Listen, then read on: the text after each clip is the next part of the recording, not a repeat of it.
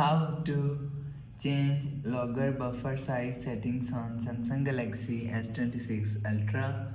So let's start the video. First of all, go to app library. Now here, so click on settings app. Now in settings, scroll down and click on developer option. So after click on developer option, scroll down and search logger buffer size from here. Scroll down,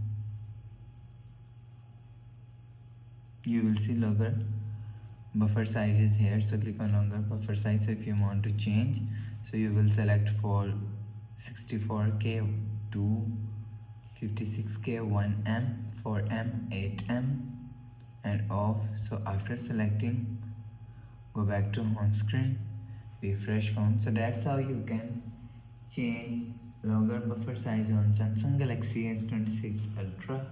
So if you like the video, please subscribe. Thanks for watching.